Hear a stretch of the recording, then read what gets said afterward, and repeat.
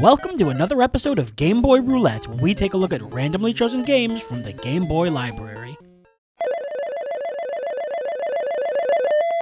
Castlevania II, Belmont's Revenge. God, finally!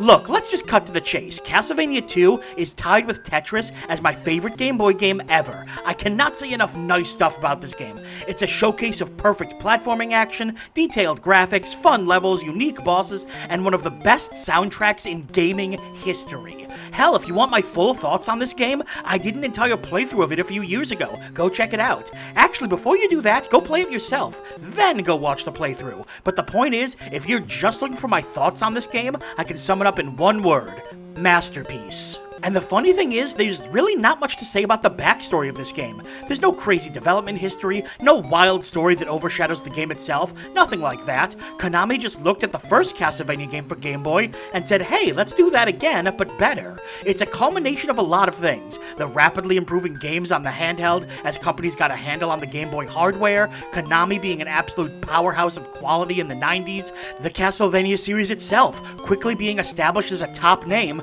with fans clamoring for more. All the stars just kind of align into this beautiful, beautiful game. So when I got a hold of it as a kid, well, going from Super Mario Land to this, it totally blew my mind. That is, what was left of my mind after the cover had already blown most of it. This image is such a staple of my childhood. The castles, the demon, the frankly absurdly buff Christopher Belmont. I wish I could get a poster of this. Oh, hey, I can. I'll take that if you don't mind. You already know my review, but let's just confirm it. Whips up for Castlevania II. I have been to this screen so many times, and I'm always happy to see it. Now, hit us with that amazing logo. Yeah, there it is. Castlevania II, Belmont's Revenge. Tied for my all-time favorite Game Boy game. Like I said, I did a full playthrough of this, so we're just going to run through one level, but let's do this. It is Mega Man style. There are 4 stages: Crystal Castle, Cloud Castle, Rock Castle, and the one we'll be going to, Plant Castle, because it has my favorite song in the game. This isn't loading, by the way. This is just atmosphere building. Get ready. Huh, that sounds familiar. Standard Castlevania gameplay. Power up your whip. You can power it up twice to have it shoot fireballs. Walk left and right, jump, and kill things. Collect hearts to use special moves. But it's all the details that make this game so good. Look at the background. Oh, careful. Let me kill the ghoul first. Look at the way the flowers bloom as you walk by them. I mean, just look at this. Look at the detail in this. Heck, look at the water down there. Just the way it shifts ever so slightly off makes it look kind of threatening, which for the Game Boy is incredibly impressive. Oh, and we are fully powered up. We can now shoot a fireball. And yep, there are power-ups, of course. Only 2. There is holy water and an axe, which we'll show in a bit. Also eyeballs. If you kill one of these eyeballs normally, creates a hole in the floor. You can't see it, but I'm legitimately grooving in my seat to this song. Get off me, get off.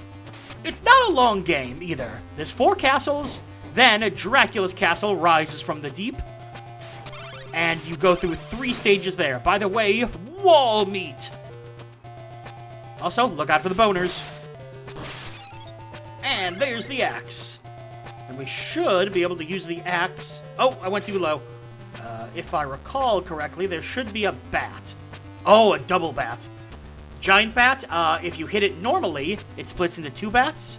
But instead, axe. Axes kill it in 1 hit.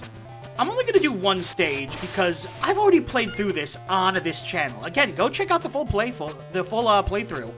Jellyfish, go check out the full playthrough. I'm really happy with how it turned out, and you get to see me take down the final boss. So 7 stages at all, but that's with an asterisk. The final stage is literally just a hallway with power-ups and then Dracula. So realistically, just 6 fairly short stages. But they're so good. And also, secrets! I want to say it's the Cloud Castle, where there's a secret room hidden in a secret room. Those cunning bastards. And now, the Spider Room. Ow. This really isn't that hard of a game once you get used to it. Like, I would actually put a difficulty lower than the NES games by a pretty substantial amount. And now, the build up to the bosses. Yes, bosses. Wait for it, wait for it.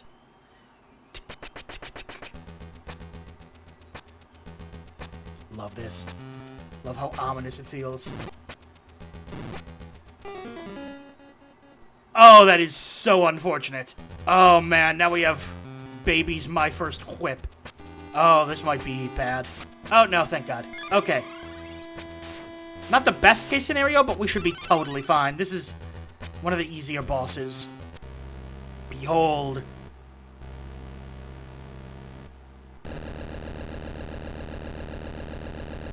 Cumulo and Nimbler. No, seriously, that's their names. Cumulo is on the left. Nimbler is on the right. You pretty much just hit them and then they die. Also, you can hit through their projectiles. They are not difficult. But they do have a trick, and that trick is don't stand under them. I did that as a kid.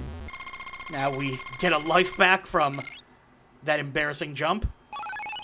And that's about it, really.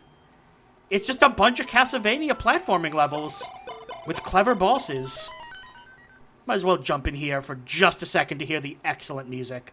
It's just a wonderful example of everything the Game Boy was capable of. In fact, I'll go one further. It is the best example of what the Game Boy was capable of. It uses the graphics to the fullest without pushing the system to be laggy. It uses the sound as perfectly as possible. It's a nice game without overstaying its welcome, but also not being so lengthy that it just takes forever. Like I said in the intro, the stars just kind of aligned for this game to become something truly, truly special. Again, go watch my full playthrough of this game to get my extended thoughts on it, but it's just wonderful. In fact, why are you still watching? Go play this game. You will not regret it, I promise. What, you want me to say more about this game? What more am I supposed to say to convince you? Seriously, at this point, I'm almost out of things to say about it. And not because it's not good, but because it's so good that I've basically covered everything about why you should play it. So let's just do a recap. Fantastic graphics that push the Game Boy to its limit, simple but engaging gameplay with a variety of challenges and fun bosses, and of course, the best soundtrack on the Game Boy, perhaps one of the best in all of retro gaming. This game really is one of the best on the Game Boy. But what makes this game such a masterpiece is that it's timeless, being one of the best aged games on the system. There are plenty of games on the Game Boy that were great for the time but don't really hold up. Even games like Super Mario Land 2 or Metroid 2 have their weird quirks that could be improved with the benefit of hindsight. But I'd put Castlevania II up there with Link's Awakening as being just as fun now as they were on release. And I'd say Castlevania II might take the cake there too, because of how simple it is. The only mechanics in the game are move, jump, and attack. There's no overcomplication to the levels or the gameplay, and it's enough of a meaty challenge to be satisfying without being too difficult or too long. It truly is platforming perfection. I've already said this a whole bunch, but one last time, Castlevania II Belmont's Revenge is one of the best games on the Game Boy, and my personal favorite. So for one time only, this game earns the title of Game Boy All-Time Great, and it's well deserved. And with that, I am finally out of things to say about this game.